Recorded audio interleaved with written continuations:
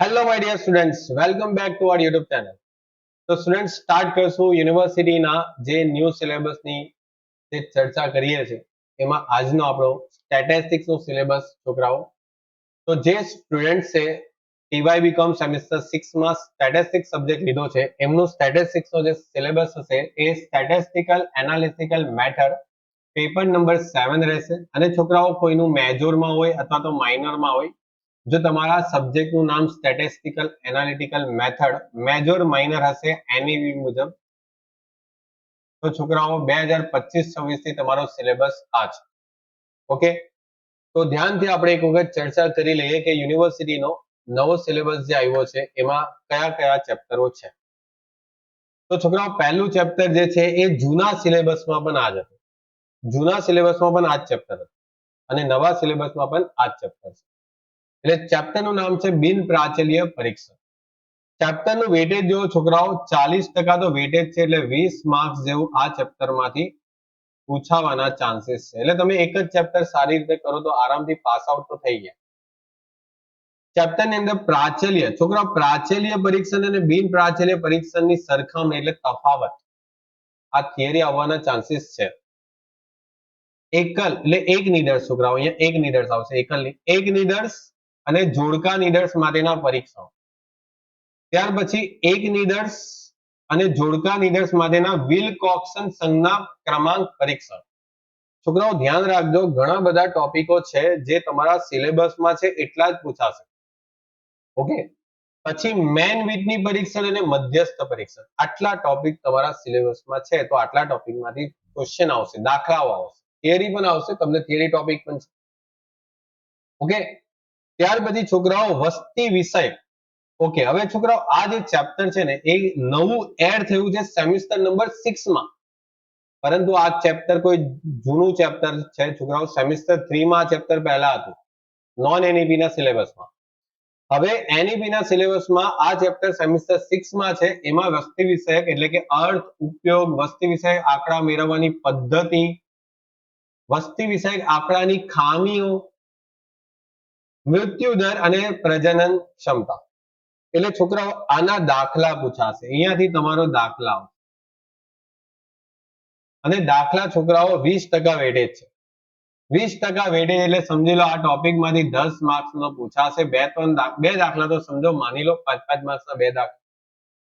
એટલે બાળ મૃત્યુ દર, નવજાત મૃત્યુ દર, માતૃ મૃત્યુ દર, પછી પ્રમાણિત મૃત્યુ દર, આ બધા ટોપિકો આવશે. ઓકે, ચાલો ત્યાર પછી છોકરાઓ આગળની વાત કરીએ આપણે તો પ્રજનન ક્ષમતા અને પ્રજનન. એમાં છોકરાઓ જન્મદર, ઓકે, સામાન્ય જન્મદર. ઓકે, આને છોકરાઓ છે ને અહીંયા ભૂલ છે, અપૂરતો નહીં આવશે, અહીંયા સામાન્ય આવશે. સામાન્ય જન્મદર, સામાન્ય પ્રજનન દર, વય ચોક્કસ પ્રજનન દર, આને છે ને એસએફઆર કહેવાશે. ઓકે, કુલ પ્રજનન દર, કાચો પ્રજનન દર અને ચોખ્ખો પ્રજનન દર, આના દાખલા આવશે. શું આવશે? દાખલા. વેટેજ કેટલું છે છોકરાઓ? 10%. 10%, અરે સોરી 20% એટલે 10 માર્ક્સ. કેટલા માર્ક્સ? 10 માર્ક્સ. જોઈ લો, તમારું વેટેજ બહુ સારું એવું છે. દરેક ચેપ્ટરના થી 10 માર્ક્સ નું તો આરામથી આવે છે. અને છેલ્લો ટોપિક છોકરાઓ એડ થયો છે, એ પણ 10 માર્ક્સ માટે એડ થયો છે, 20% વેટેજ છે, રાષ્ટ્રીય આવક. આમાંથી લગભગ છોકરાઓ થિયરી આવશે અને તમારા જે ટોપિક છે એમાં રાષ્ટ્રીય આવકનો ખ્યાલ છે, એના ઉપયોગો છે, તેના અંદાજની પદ્ધતિ, પછી લોરેન્સ કર્વ અને પેરેટો આવક વિતરણનો નિયમ, એમાં એનો ખ્યાલ અને વ્યુત્પત્તિ અને તેનો ઉપયોગ. આ ટોપિક છોકરાઓ 20% એનું વેટેજ છે, 10 માર્ક્સ નું વેટેજ કમ્પ્લીટ. તો છોકરાઓ તમારા સ્ટેટિસ્ટિક્સ ની અંદર સિલેબસ બહુ જ ઓછો છે, એટલે ઘણા સ્ટુડન્ટ્સ એવા છે કે જે સ્ટેટિસ્ટિક્સ ને ઓપ્શનમાં કાઢીને ઇકોનોમિક્સ લે છે. બરાબર, આવા સ્ટુડન્ટ્સને મારે ખાલી કહેવું એટલું જ છે કે તમે ઇકોનોમિક્સ ની અંદર કેટલું બધું વાંચશો ત્યારે તમને એટલીસ્ટ 1-2 સવાલ એમાંથી આવે.